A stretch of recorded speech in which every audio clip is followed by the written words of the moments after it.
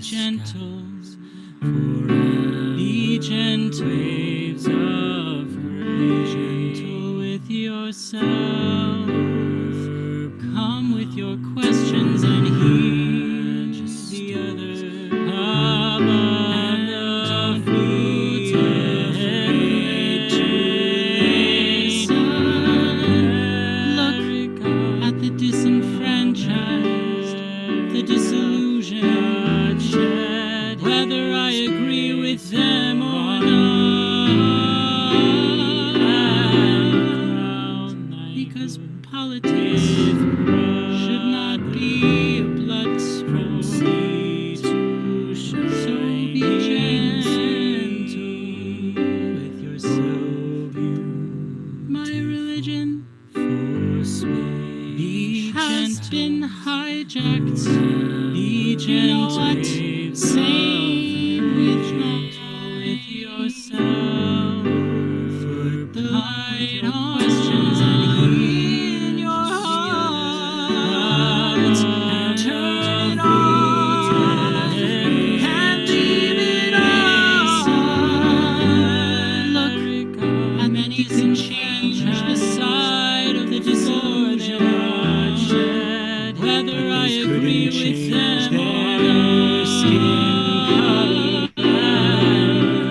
Yet, because politics should not be a blood of this country. So be gentle with yourself. My religion has been hijacked to understand. Same with yourself. Put the light on questions and take off the labels. Turn it on and leave its place. Look at many exhausted, the side of the I'm exhausted. Whether I agree with them or not, I have responsibility. No, I don't have all the answers. That's just how it is. Beautiful for spacious skies, for amber waves of rain, for purple mountain majesties above the fruited and seedless flowers. Look at many exhausted, the side of the I'm exhausted. Whether I agree with them or not, I have responsibility. No, I don't have all the answers. That's just how it is. And crown thy good with brotherhood from sea to shining sea.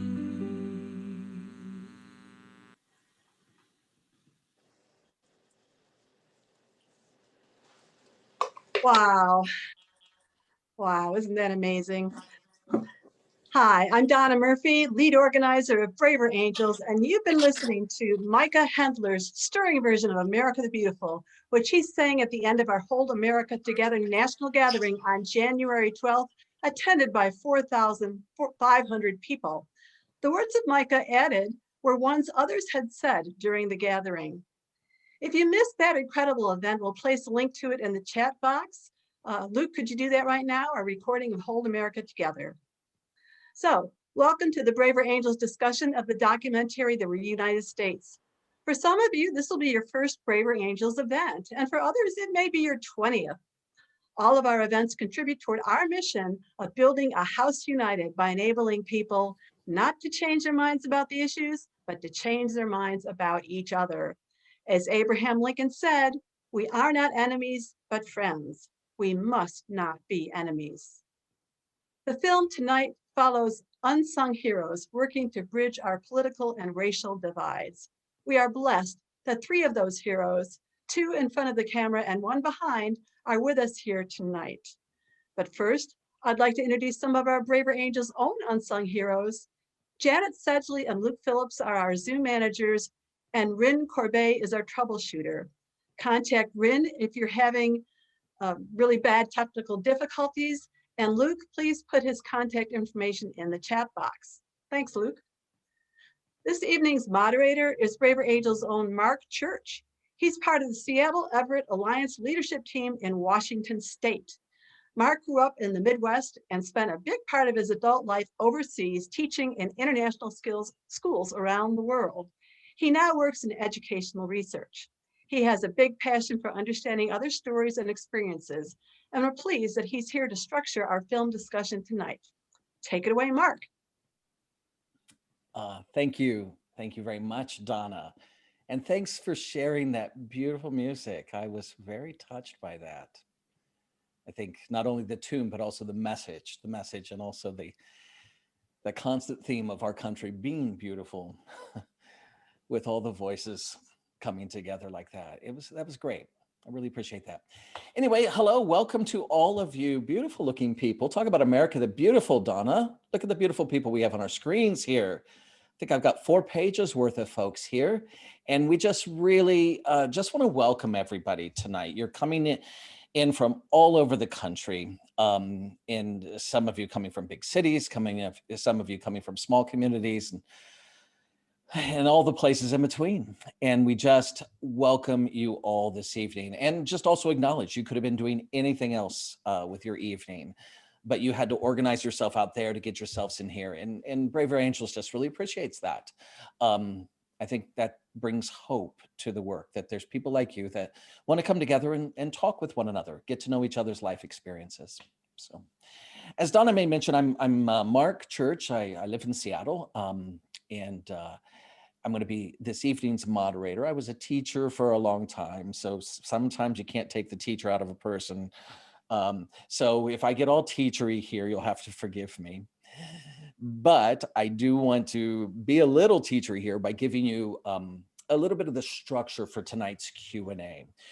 You were already invited to watch the film, right? And so tonight's a discussion of the film, and a Q&A. Maybe many of you have been to Q&As before and get a lot out of them. So we do want to maximize the best of those experiences, but we're going to structure the evening just a little bit different than perhaps you've experienced before in terms of Q&A. So let me explain the process. In a moment, I'm going to introduce our panelists, and I'm going to have a facilitated conversation with our guests. That will last for about 20 minutes or so. And as you listen in and think about what they're saying in this moment, but also the film you watched, just take note. What are you finding interesting here? What are you finding challenging in this topic? What are some of the questions that are coming up for you that you think, gosh, I'd really love to ask this question? What are you finding really important about what they're talking about this evening and what the film really embodied? So after about 20 minutes of them talking, and I'll be moderating that, we're going to put you into breakout rooms. Your breakout rooms will be anywhere from 4 to 5 people, maybe 6, depends on how many people show up tonight. And you'll have a good 15 to 20 minutes in that breakout room to really talk with neighbors from across the country around those points. What are you finding interesting, challenging? As a group, you'll get to decide what are 1 or 2 questions that we'd really love to ask the panelists. And there's going to be a way for one person from each of the breakout rooms then to nominate your group's question up in a sort of a documentation space. Then when we come back to the main session, we'll have our panelists speak even more. And rather than waiting one by one with each of the questions, they'll be able to see all the kinds of questions that this group, all of you, would love to hear more about. And then that way the panelists can really curate their comments and their responses and their perspectives around the kinds of needs and questions and interests of all of you. So shall we give it a go? I see some people shaking your heads. Yes, good. Because what would I do if you said no right now? I don't know what we would do. So we're just going to give it a go. So you didn't come here to talk with me. We've got some wonderful guests with us. And so I would like to introduce them one by one, and then we'll let the conversation begin. So just if you need to play around with your gallery view or speaker view, of course, go for that. So the first person I would like to introduce is Ben Rehki. Ben is the director of the film you watched, The Reunited States. I don't see him on my screen yet. Can he be pinned, or is he pinned? Or I'm here. spotlit? If You're I move there. more, There you go. Yep. Also, that was a beautiful Should song. be there. Well, Ben, I'm so glad you're here. For everybody's sake, I want to share this with everyone. Ben is an award-winning filmmaker. He's had many jobs in the film industry since he got his start more than 20 years ago. As a camera department intern on the Coen brothers' Oh Brother, Where Art Thou? He's directed several feature films, mainly narratives, including The Ashram in 2016 and Watch List, a 2019 crime drama set amidst the Philippine drug wars. Ben's directed and produced a documentary series for PBS, which profiles minority voters called The Hidden Voice. And in this documentary, The Reunited States, the people Ben profiles strives to find common ground with their political polar opposites. So Ben, we are going to ask some questions, but I want to get the Levertons in first. But you do need to say hello to the group and what's going to endear you to the group.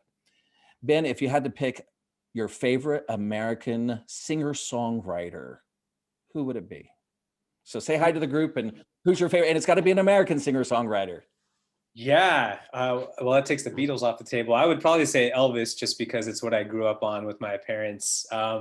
And I just wanted to say thanks so much for having us, like the Braver Angels. You guys are a special group. And the fact that everyone is here joining us on a Tuesday night is here because they believe that our divisions have reached a crisis point and want to find a way through it and are leaning into finding solutions. It's really meaningful. So thank you, guys. Great. Then let me go ahead and introduce the Levertons.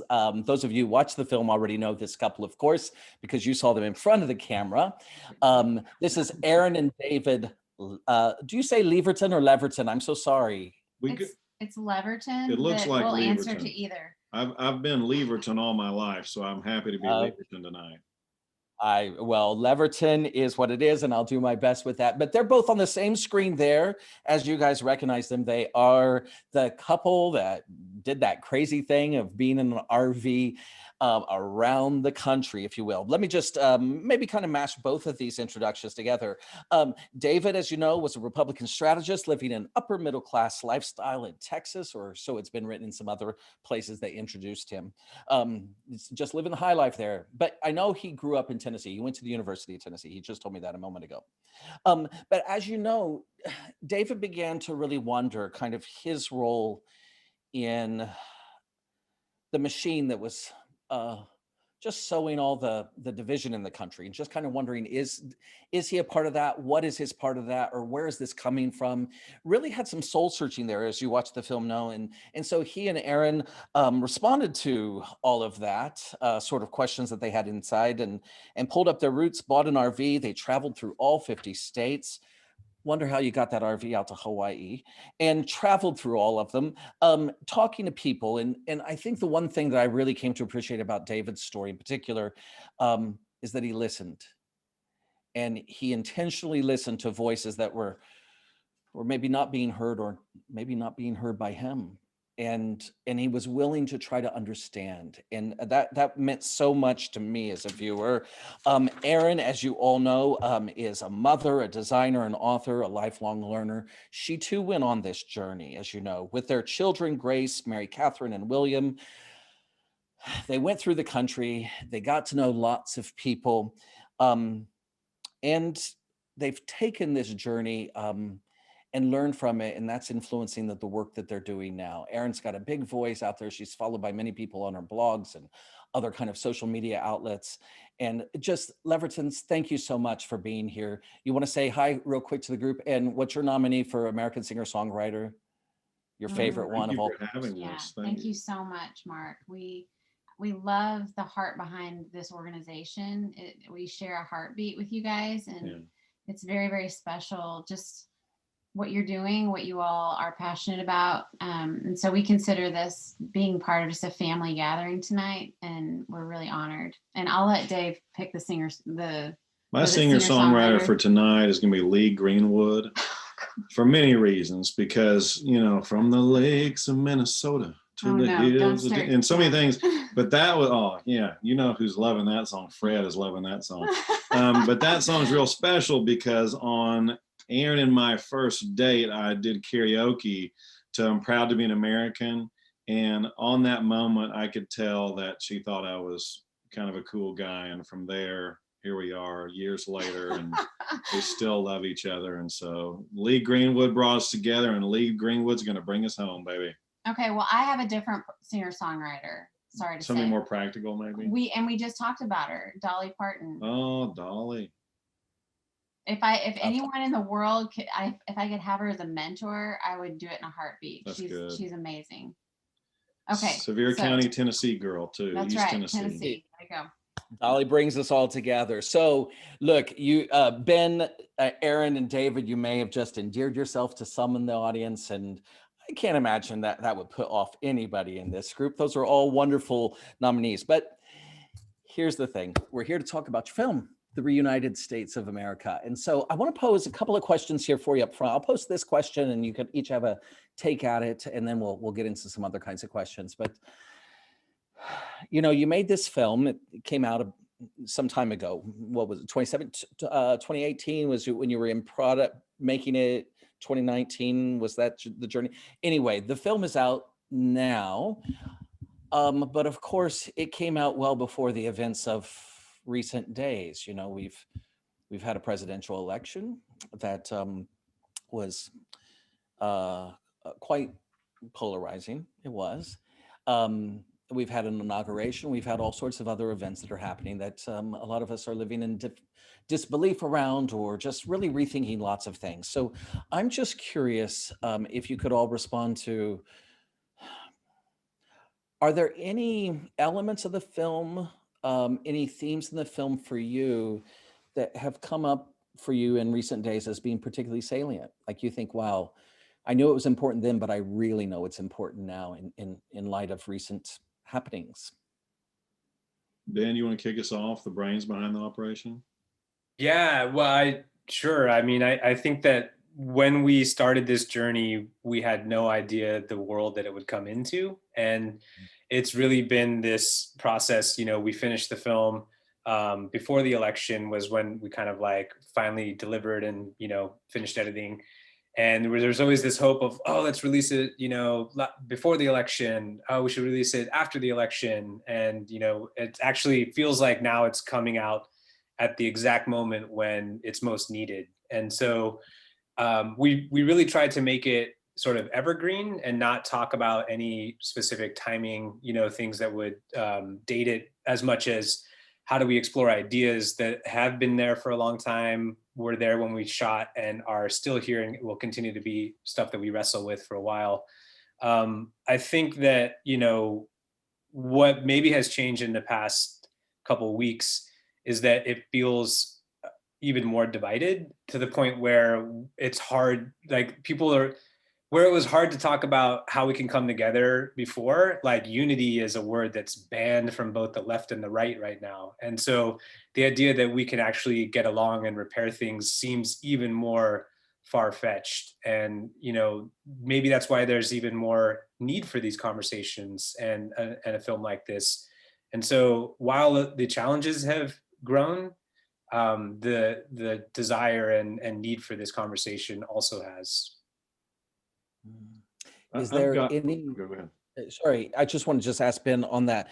Is there anything in the film itself that like really came to mind, let's say from November up until now, like you thought this particular scene or this particular moment of the film really just keeps coming up for you as you read the headlines today? You know, it's interesting, the first couple minutes of the film that show a lot of the violent like clashes between, you know, groups on the left and groups on the right took on a new significance with images we've seen, at the Capitol. And so I think that, like, for me, Susan's storyline of, a person who went as far as to drive through a crowd, like that idea that there's people that are willing to use violence to get their point across is even more salient. So I guess I would say that has become more prescient for me. Yeah, thanks. And David, what you were about ready to say something. What's been Yep. coming up for you? I think probably two words. One is violence and one is unity, similar to what Ben said. So violence, I remember one of the most powerful moments that was a big piece of beginning this journey was I saw a campaign rally in San Jose, California, where a guy was wearing a MAGA hat and he was leaving a rally, and a guy who was opposed to what he was wearing filled a bag full of rocks and came up from behind him and hit him on the side of the face, just swung and just wham, and the guy's bleeding out of his ear. And I remember watching that as kind of a former person as part of that battle and saying, oh my gosh, we're no longer turning people against each other to win elections and for votes and for donations.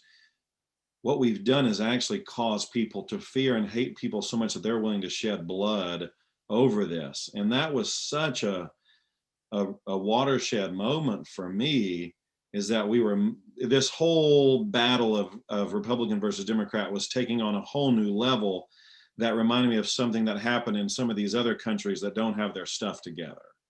And I was like, that is now upon our shores. This is now what we have to where we are shedding blood for this. And so for me, I saw this trajectory early on involved in political campaigns that escalated to what I saw during the 2016 election. And I've just kind of continued to watch it as we've gone. And what happened on January 6th with the Capitol was, to me, a natural progression of this line. And I think, barring something massive, I don't know what changes that trajectory. And so violence is one of the things that, to me, in the film and then today, and the other piece is unity. I started my journey with a heart to see unity in America. And we founded an organization called Undivided Nation, and our goal was unity in America. And we thought that was kind of easy. And so our goal was, what if we just get some Republicans and Democrats together over dinner, and we can all just realize we're all humans, and we can just bury the hatchet and everything will be okay. And unity is not really hard work. And I saw President Biden's inauguration speech, and he talked a lot about unity in there. And I think a lot of us, especially white men, feel like unity and kumbaya is kind of an easy process. But so as I started on my journey, I kind of like, hey, can't we all just get along? I don't know what's the problem with everybody. It's just kind of these, small disagreements. But what we found as we began to connect with people who had been marginalized and oppressed, and their voices really not part of the majority culture, that unity is not to be had over dinner. Unity will not happen because some white conservative Anglo-Saxon Protestant said, can't we all just get along? That there is a hard and arduous path that we've got to walk through to go to unity. We did not become disunity during the Trump administration. We've got to go back more than 400 years to see the foundations that were laid by our forefathers that sowed the seeds of injustice and disunity and dehumanization that has led us to where we are today. Those are my two. Thank you. Erin, for you? Watching what happened at the Capitol on January 6th brought back a lot of emotions for me on 2 points. Mm-hmm. One, I used to work for a U.S. congressman, and so I used to give tours of that building. Yeah. In high heels, no less. Go girl.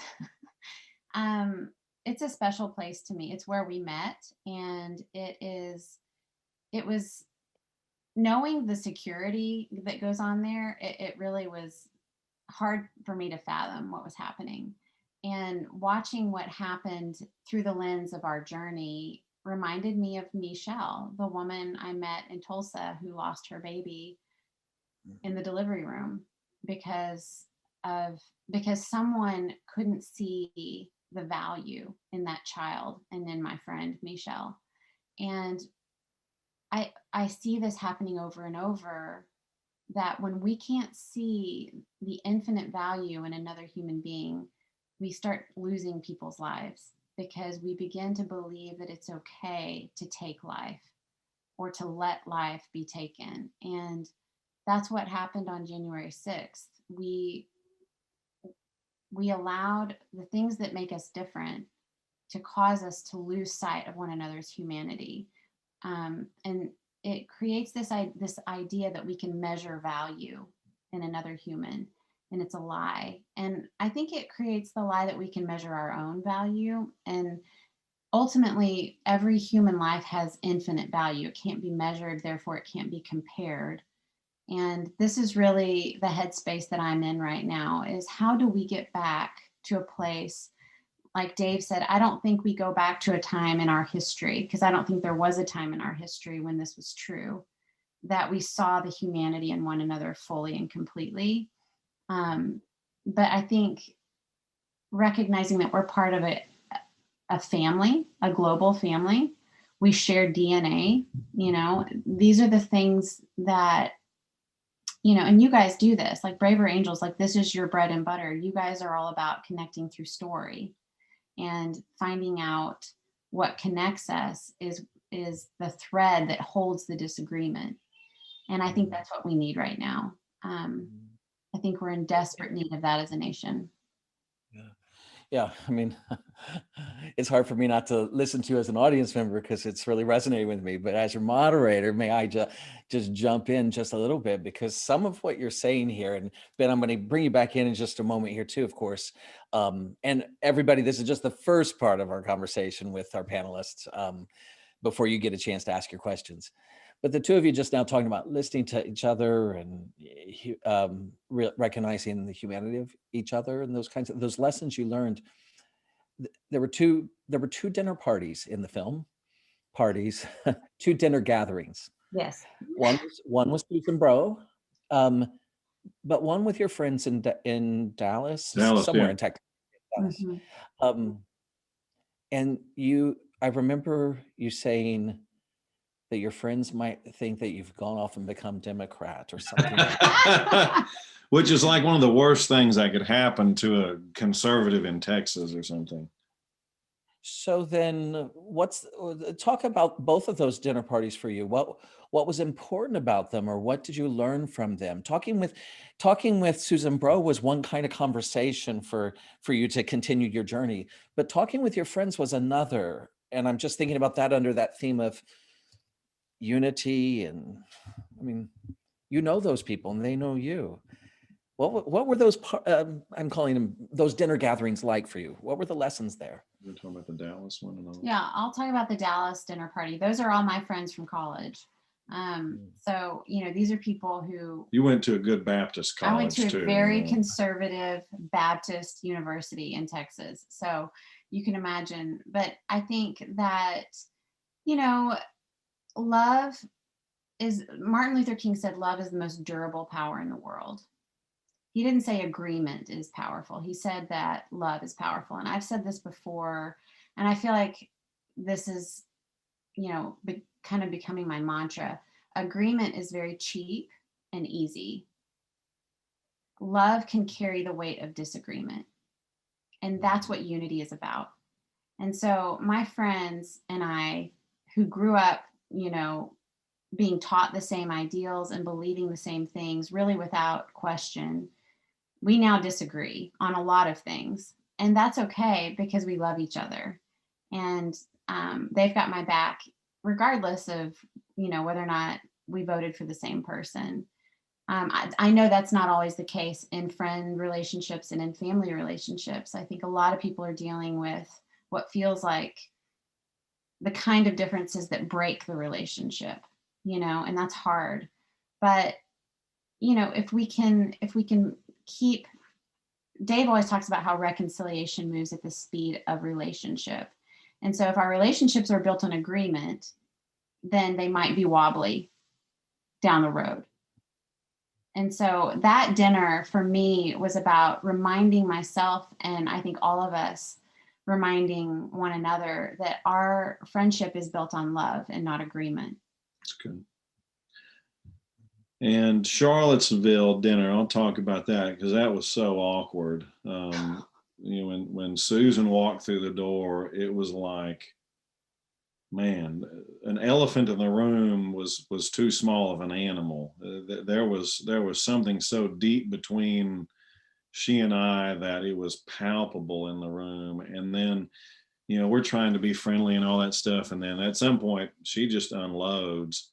And that was really, I think, the first time that I saw the things that I had done in my life in politics as partially responsible for the death of her daughter. And that, gosh, I mean, that was a weight. That was a heavy, heavy claim. And I don't really disagree with it. I think all of Americans who've been a part of this political system that has led with a message of good versus evil, us versus them, has been a part of a system that has dehumanized tens of millions of people and made it possible for folks to kill, to make that leap, you know, to move to the leap of not being a killer to being a killer. I'm realizing it's not a far jump when you're living somewhere near that edge already. And it was so sobering to meet someone who was almost like so the moms who lost a child in war, they're called Gold Star mothers, right? Gold Star. Susan Bro to me is kind of like a Gold Star mother who has lost a child in America's current war, a domestic war. And it's thankfully only claimed, you know, a smaller number of lives. But, you know, I was sitting there as someone who had been part of the system that had led to the death of her daughter. And I've never looked at it lightly again from what I've done. And I have repented and asked for forgiveness for her and for others. But, you know, at the end of the day, that was my journey and my path. And I don't think a lot of my former colleagues and coworkers really realize that what we've done is leading to people's death. And I think a lot of folks on the Capitol siege saw for the first time that this is actually leading to death. And hopefully people are beginning to be awakened to the serious nature of what's happening. Thank you both for sharing that. And I know the audience is going to want to ask lots more questions that I'm asking. I just want to pull Ben in just a little bit more. Ben, you've made several films, and you know, so going into this film, it wasn't your first time through, so there must have been messages and themes that you knew were already going to come out.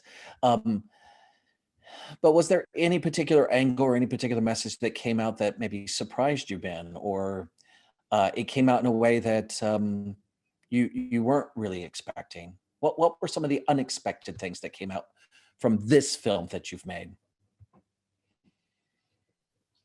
Oh gosh, it's such a long journey of discovery for this, and I guess the most unexpected thing I found was my own journey, my own change through this process. I think, like Dave and Erin, I went in thinking this was about political divisions primarily, and then very quickly realized, I mean, I'm biracial. My dad is an immigrant from India, of the Sikh faith, and so I grew up going to Sikh temple, and my mom is, you know, blonde hair, blue eyed American and Presbyterian, and then going to church on the other weekends. And so I think I had some inkling from a young age of differing viewpoints and kind of trying to hold those two at the same time.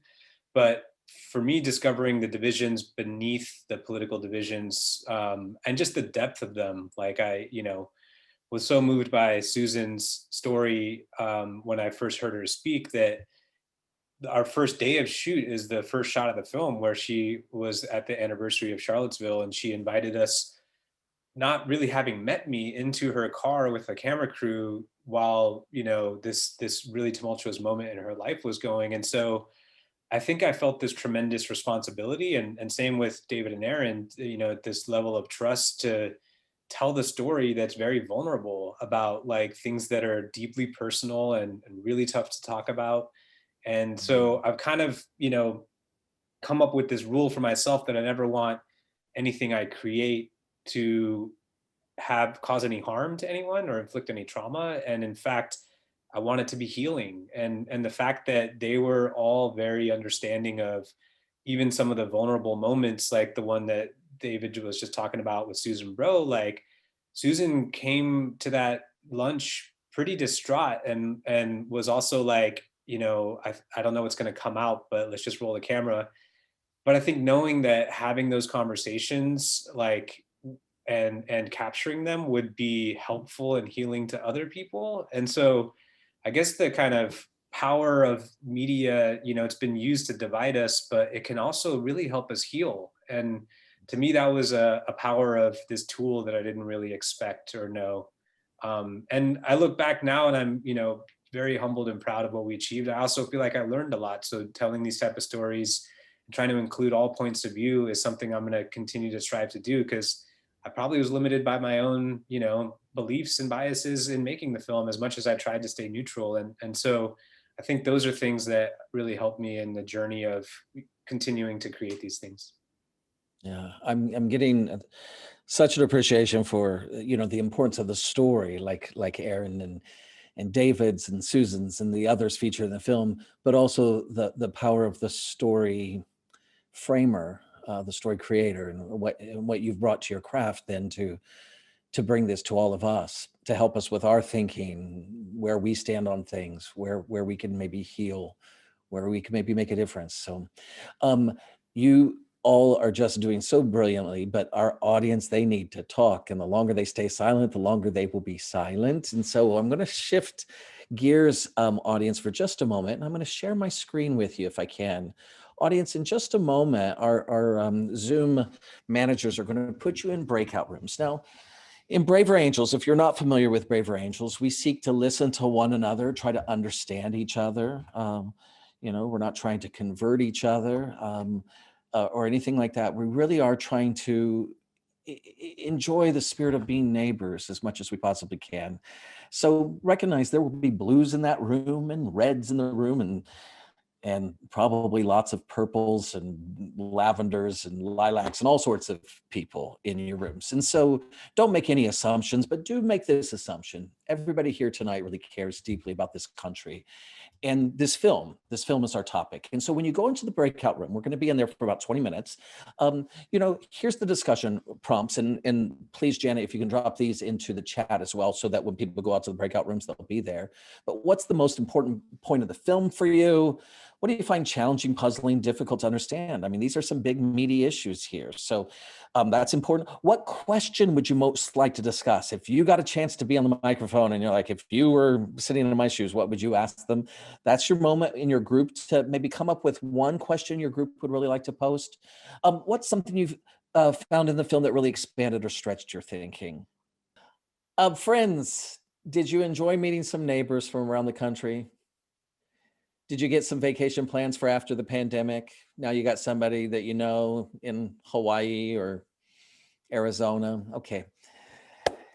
Look, we really appreciate you being here tonight and discussing, these big ideas that are important to Braver Angels, and big ideas really brought to light in this film, The Reunited States.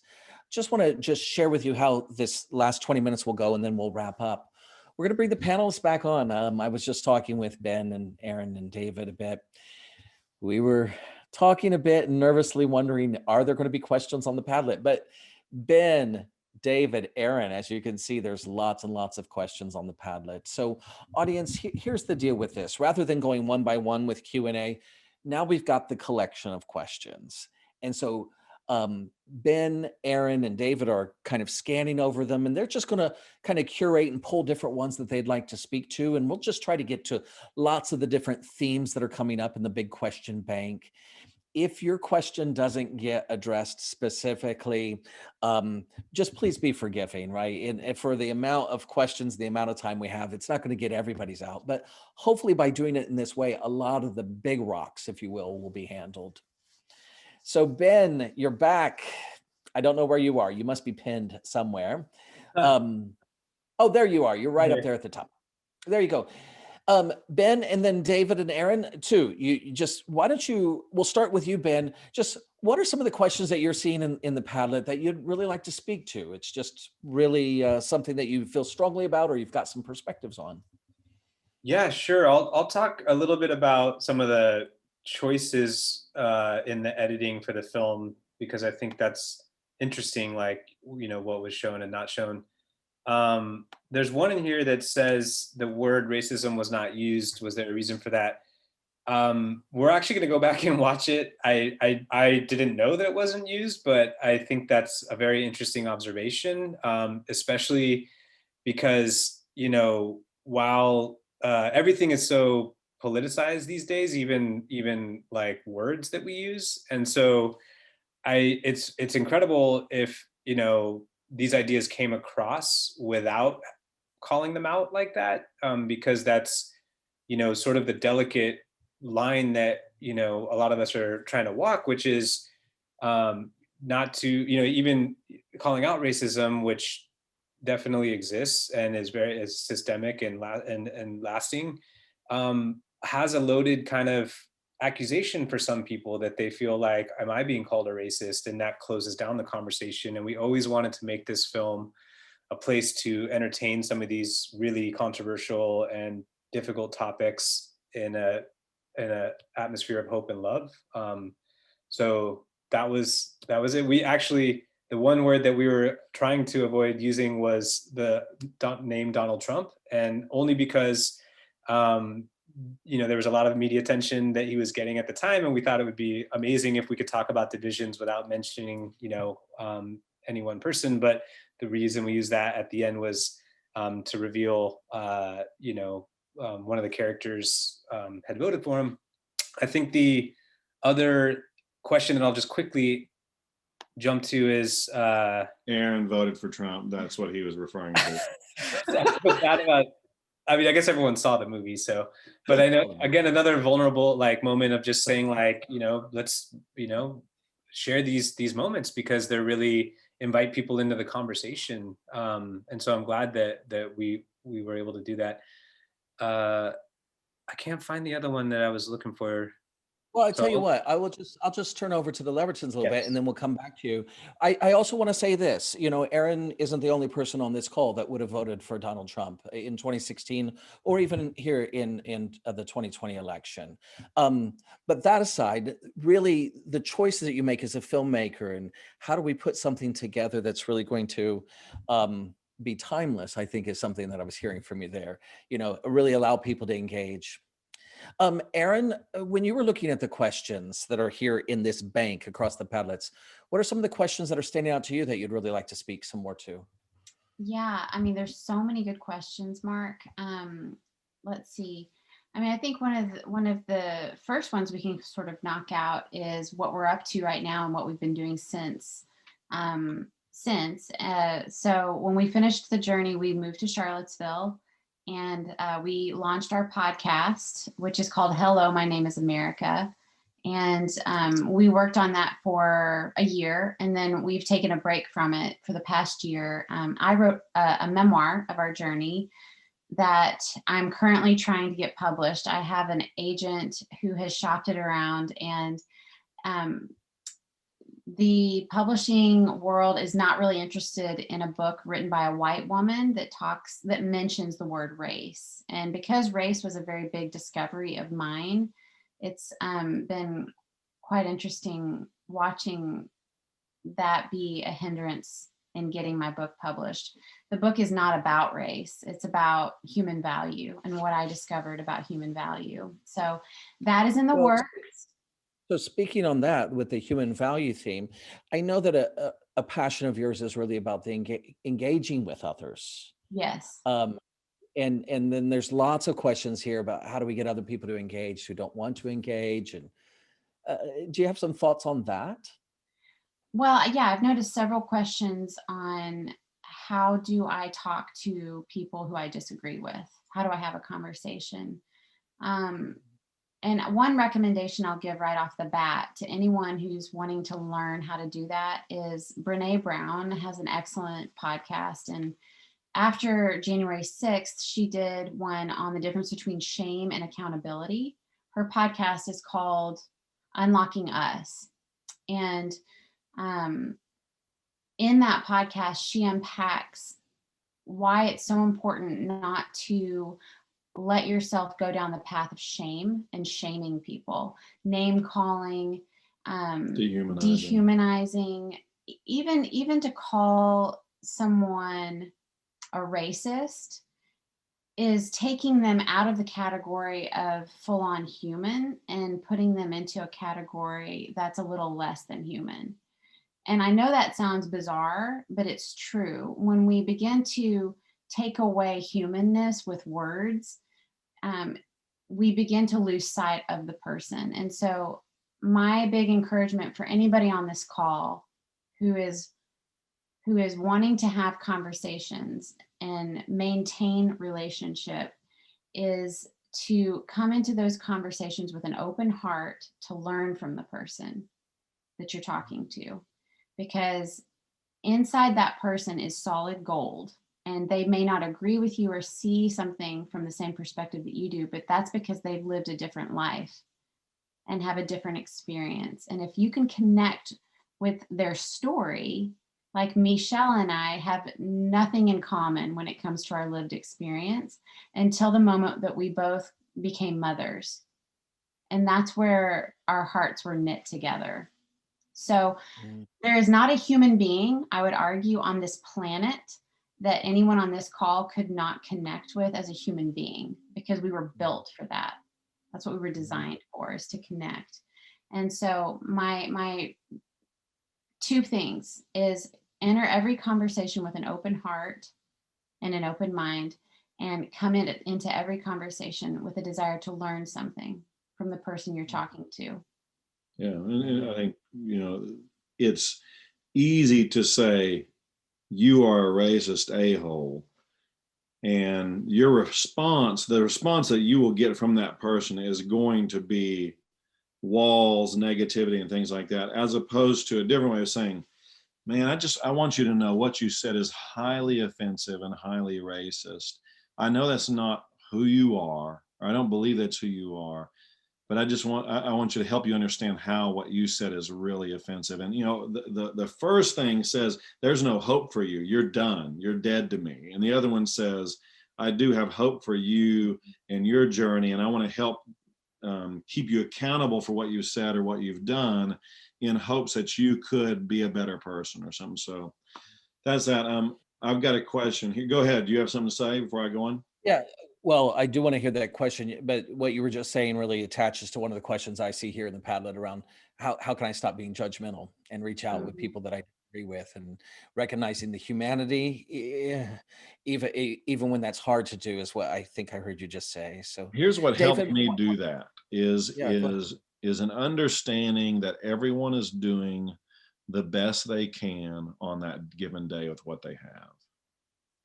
And sometimes, say you're driving to work and you get someone who maybe you accidentally, didn't give them enough room or something, and they're just yelling at you and flipping you the bird, and there's some anger.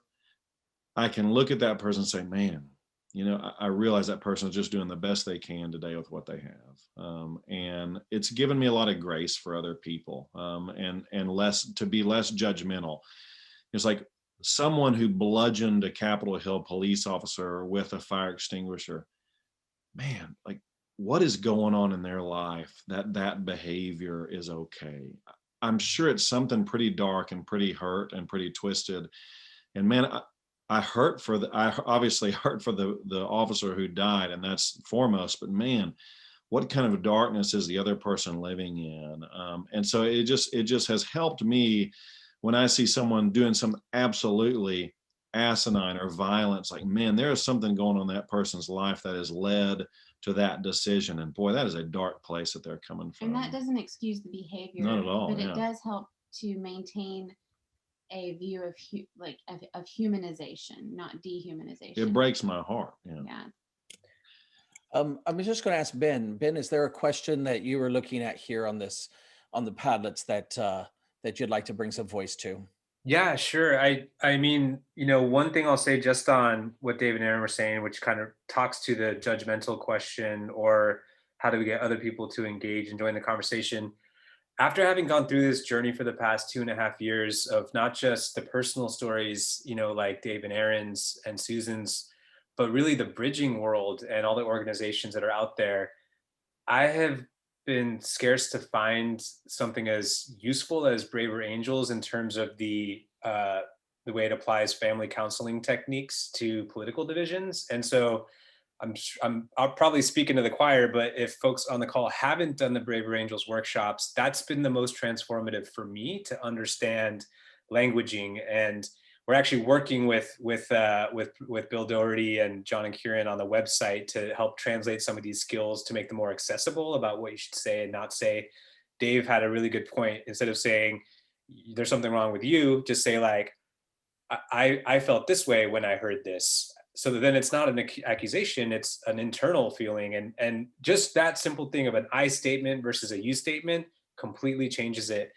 And so it's much more complicated with family because we're bringing in all this other baggage on top of that of, how we grew up, and you always played favorites to so-and-so, and you've always treated me this way. And then politics is on top of that. And so it's really difficult. I think for me too, the exercise has been letting those emotions pass through me and taking a moment and taking a breath and then resuming and trying to talk as dispassionately as possible. I think as soon as we give into our emotions, we've lost the conversation and we've lost control of ourselves and probably hurt the other person. So all we have control, like the prime directive, as Bill Doherty, one of the co-founders, says, is you can't change other people, you can only change yourself. So stop trying to change dad or sister or whoever, just as sometimes it's okay to exit the conversation before it gets escalated. Just to quickly jump through, because I want to catch a couple of these other editing decisions. How come you chose not to include more devices, points that were divided on? I guess because there's a lot of attention given to those 3 or 4 third rail issues, like whether you're talking about guns or immigration or abortion.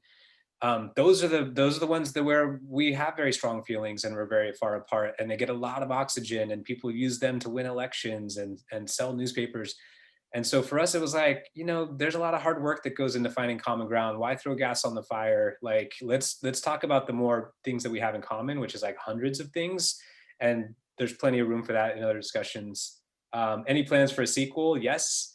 We've been very excited and fortunate to work with Van Jones and Megan McCain on the release of this film, and they're very engaged.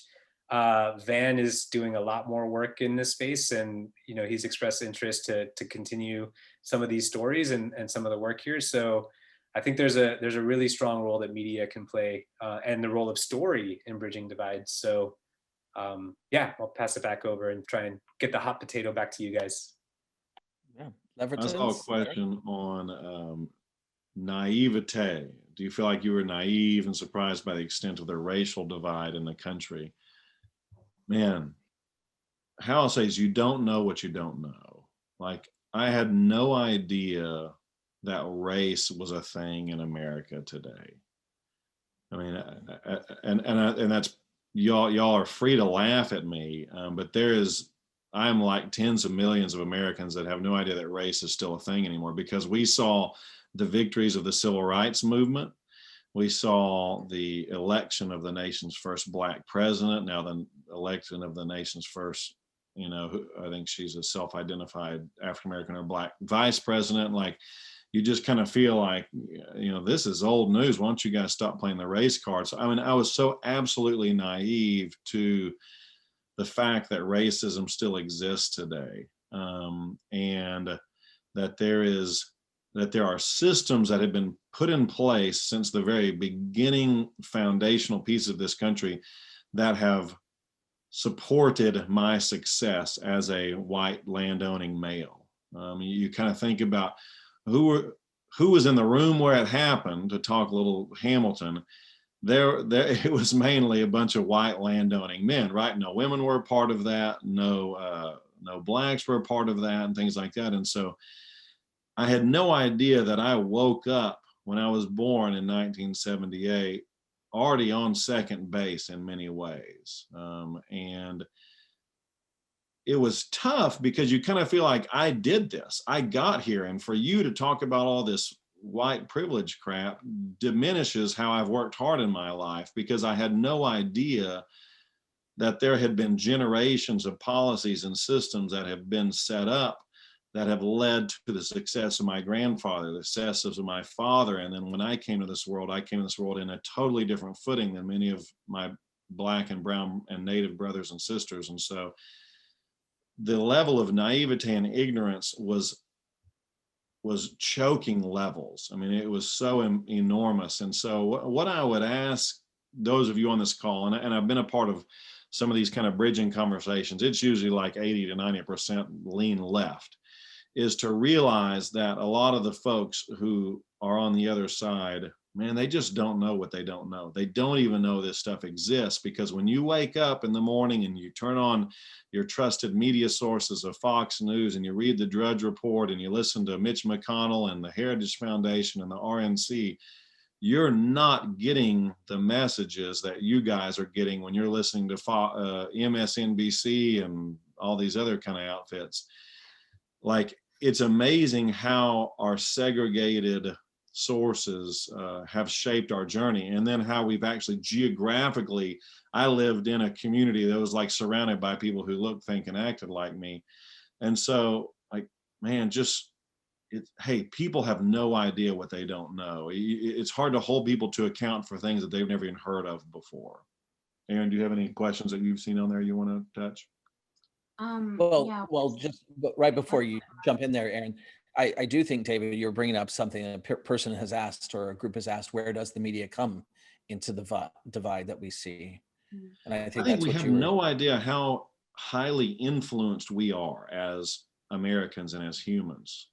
I don't think we understand the level of power that social media and traditional media have over our lives. And when I left politics in 2012, I just stopped watching the news, and Erin did too. But I mean, I had to kind of follow it 24/7 for 12 years of my life. And I just stopped following it all. And it brought me peace to my life. And so I think that, especially if you've seen the Netflix movie, The Social Dilemma, like, there is truly forces at play that are impacting our thoughts towards other people. And so I think the media is very responsible. I think social media is very responsible, but you know what? They, like the Republican and Democrat Party, they are not designed to bring about a United States of America. They are designed for completely other purposes. And so they're doing what they are supposed to do. Clickbait, cause fear, cause hatred, cause anger, cause us versus them. And so I think it's doing what it's supposed to do. I think we, as Americans, have the power to delete Facebook off our phone, to turn off MSNBC, or whatever that may be, and to engage and invest in organizations like Braver Angels, or engage and invest with the person who lives next door to you, or the PTA mom who looks a lot different than you, to actually show up in your community and to live this out. Yeah, and that kind of segues into the question that really grabbed my attention, was the one about hope. And I'll tell you, as dark and scary as things have gotten, and Ben, I know this is one that you are really, that really grabs you as well, so you jump in too on this, but we're in a dark moment. I think our history books will look back on this moment as a very dark moment, but I have so much hope, because I have looked into the eyes of too many people across this country and heard their stories and understood their stories have debunked the myth that we can't find a connection point. And I'm not talking about agreement, I'm talking about connection. Those are two different things.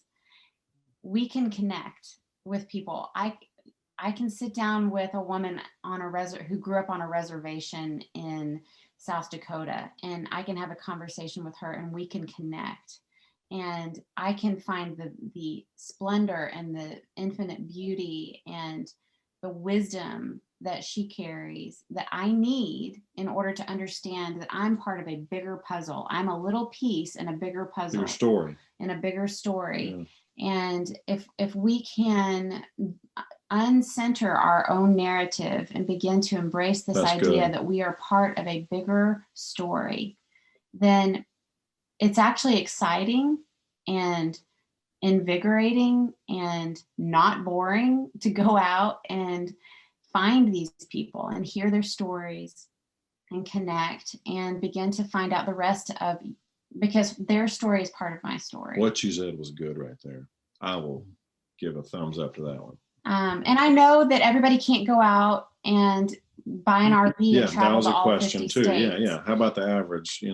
What we did unknowingly took enormous amounts of privilege to be able to do. Yeah, for sure. To be able to do what we did was a very privileged thing. Yeah. And I'm very happy to own that at this point. It was a sacrifice, but it was also a privilege. And because we had that privilege, I do not take lightly the responsibility that comes with it. And that is to say, you don't have to buy an RV. You don't have to quit your job and sell your house and travel all over the country. All you have to do is open your heart. It's simple. All you have to do is open your heart and look for opportunities. Yeah. Thanks. I think that's beautiful words that you just spoke there. Ben, let's just bring you back into that kind of a final word of sorts. Are there some other kinds of things that you'd like to speak to as you think about what's next for us? Yeah, I know we've only got 5 minutes left, so I'll just try and run through a couple of them that come to the mind. When we talk about hope, I think that like what Erin alluded to is something I've been wrestling with a lot, which is I think the events on January 6th revealed something much deeper in how divided we are and how far apart we are. And there's a question that talks about how can we come together if we can't agree on facts? And this is one that's come up a lot because I think the left is sort of like, well, we need to agree on the facts before we can even talk about the same thing. And frankly, that's, unfair because it's saying our facts are better than your facts. And it's really hard to start a conversation if you're saying like, we can't play the game until like you play by my rules. And so I actually think this will sound dire at first, but I'll tell you why I see it as a silver lining.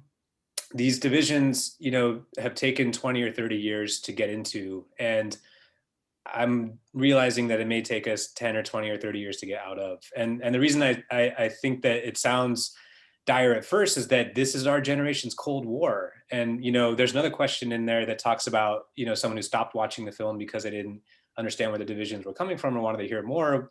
One of the things that Mark Gerzon, the author of the book, says that wasn't in the film was that, once we lost our enemy outside the country and during the Cold War, when Reagan and Gorbachev shook hands, we turned our enemies inside our country because we didn't have this collective outside threat. And so we're in our own Cold War right now. And I think that the same way that we used to live under duress of some nuclear threat or some, we used to get under our desks and do these like bomb scare things. I think we're living in that time now where we're scared of ourselves. And the reason I find hope in that is that somehow stepping back and looking and saying, okay, this isn't something we're going to figure out right now. So let's not kill ourselves trying to put out every fire. Let's also look ahead and see what long-term things are and how we got here, why people feel disenfranchised, why they don't feel that this country has opportunities for them, why they don't feel a stake in the future anymore. And let's address that problem. How do we bring jobs back? How do we re-enfranchise people? How do we make sure they're not outside of the system so that we all have a shared future together? And that's where I find hope is like, okay, let's not run out of breath right now. Let's look back and say, let's manage this long term. And the other thing I'll just say briefly at the end is, we're really excited this film is coming into the world. We hope this can spark more conversations like this. We need all the help we can get. One thing I wanted to extend to the group is we're doing this virtual premiere. We're calling it the Red and Blue Carpet premiere. And it's going to happen on February 11th We have a link that we just shared there. If you want to register for it, the link just went live yesterday. You guys are the first people we're inviting to it. Van Jones and Megan McCain are going to be there and talk about this. The rest of the cast is going to be there. So please come and check it out if you'd like. And keep hope alive. I mean, the fact that we have this conversation of unity, whether it's dividing or not, or people see it as agenda, at least it's on the table. And, you know, that didn't feel like it was always the case. So I think there is a groundswell of awareness, and how the left felt in 2016 when Donald Trump won is how the right feels now. So we should all understand what we're going through. So like, at least we have this shared grieving process, and one big common area that we have is pain. And so let's try and get to the bottom of that and see each other's pain. Where is the link you were talking about?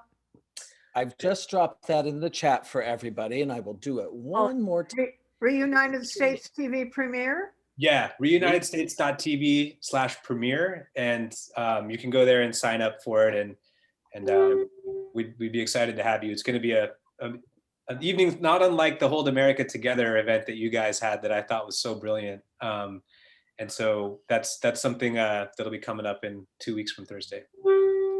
Well, I will just be mindful of our time here and everything that that you've offered us to think about. I just want to, on behalf of the whole group, Erin, David, Ben, thank you from all of us.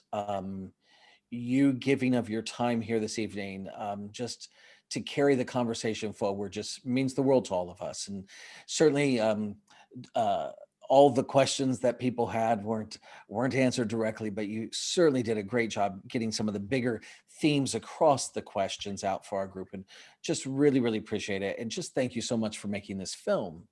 I think it's important work, and I think it needs to be seen by lots of people. That's my personal opinion, and I think I'm not alone on this call with that. Just want to thank also everybody who attended here tonight. You know, you could have been doing many other things, as I said before, but you came here tonight to listen, to learn, to think, to talk with your neighbors, to maybe do as Erin just said, find the bit of gold in somebody that I may not have noticed before or listened to before. And I think that's so much of Erin and David's stories. They were willing to listen and willing to challenge their own assumptions. And so on behalf of all of us, thank you to our panelists. Thank you all to the participants. And I'm going to hand over to Donna Murphy just to close our evening. Donna? Thank you, Mark. Yep, I'm got my speaker, my mic is on. So again, our heartfelt appreciation to tonight's honored guests, film director Ben Rehki, film subjects David and Erin Leaverton, moderator Mark Church, and our Zoom managers Janet Sedgley, Luke Phillips, and Ren Corbet. Let's give them a round of jazz hands. Yay. And if you're not a member of Braver Angels yet, please join us. You can become a member for as little as $12 a year. And Luke has put the link in the chat box as to you can click on that and you can join us. Our next discussion will be on February 23rd of the movie Lincoln by director Steven Spielberg. Abraham Lincoln was born February 12th. Although he died 165 years ago, he still has so much to teach us today about our current day and age. Thanks again for joining us. And now let's get out there and build a house united. Bye-bye.